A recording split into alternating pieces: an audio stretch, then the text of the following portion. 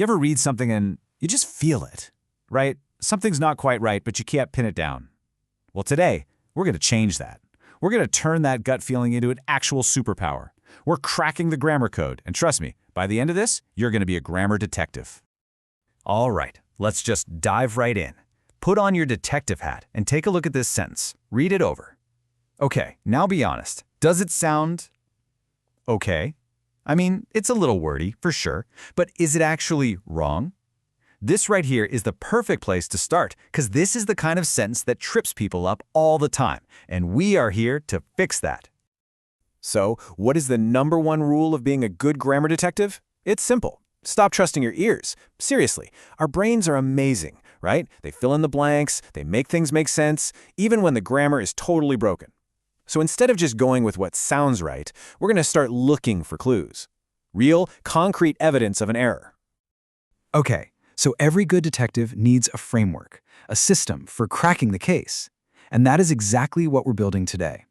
We're going to stop being passive readers and start being active investigators, ready to break down any sentence. Here it is, our 3-step plan of attack. It's super simple. First, you just read the sentence to get the gist of it. What's it trying to say? Then, step 2, the fun part, we go on the hunt for those common errors. These are our clues. And finally, step 3, you look at the answer choices. Those are your suspects, and you find the one that fixes the problem. Pretty straightforward, right? Let's give it a shot. All right, let's talk about our first major clue. This one is a classic. It's one of the most common culprits in the entire world of grammar crime, the modifier mismatch. Or, as I like to call it, the case of the dangling description. So what on earth is a modifier? Don't let the fancy name fool you. Just think of it like a descriptive tag. Its only job is to describe something in the sentence. And the #1 golden rule is that the tag has to be right next to the thing it's describing. If it's not, you get this case of mistaken identity, and everything gets confusing and messy. Okay, let's go back to that first sentence. The very beginning, a shy, religious-minded publisher who had married a duke's daughter. That whole thing is our descriptive tag. Now ask yourself, who or what is that describing? Well, it's describing a person, right? Harold Macmillan. But look what comes right after it in the sentence. Harold Macmillan's rise. Is his rise a shy, religious-minded publisher? No way. A rise is an event, not a person. And boom! There's our clue. That description is dangling. It's attached to the wrong word. So how do we fix this mess? It's actually pretty easy. We just have to connect that description to the person it's actually describing. So instead of talking about his rise, we make him the subject. The correct version makes it so Harold Macmillan comes right after that opening description. See? Harold Macmillan surprised many. Now the description of the man is pointing right at the man. Simple as that. Everything's in its proper place. Ready for another one? Let's do it again.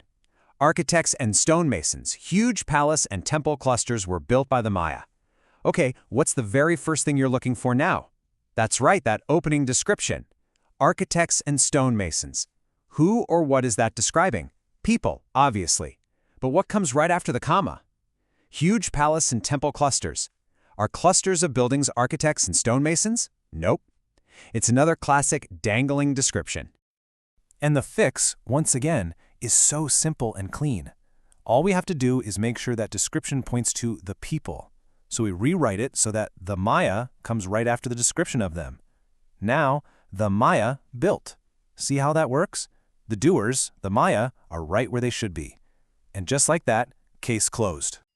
Okay, you've totally got this dangling description thing down. So let's add another tool to your detective toolkit.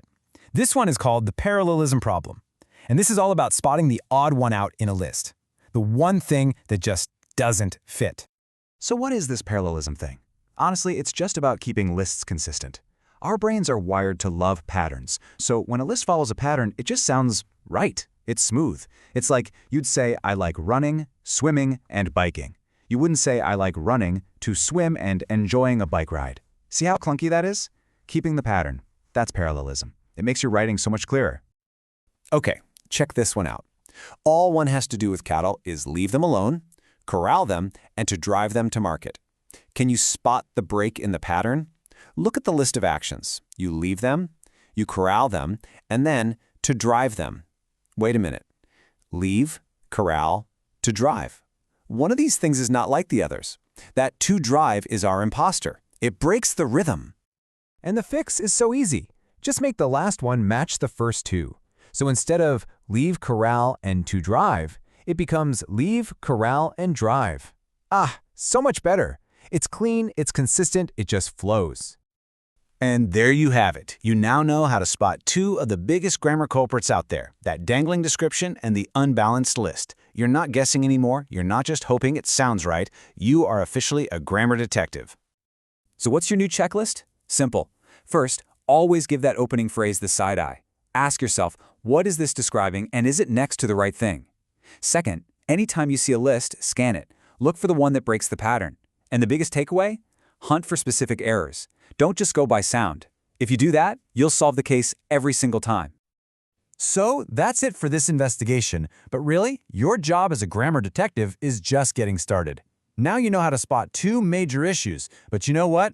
There are so many more clues out there in the wild. So my question for you is, what other rules, what other mysteries are you going to spot now? The clues are literally everywhere. Happy hunting!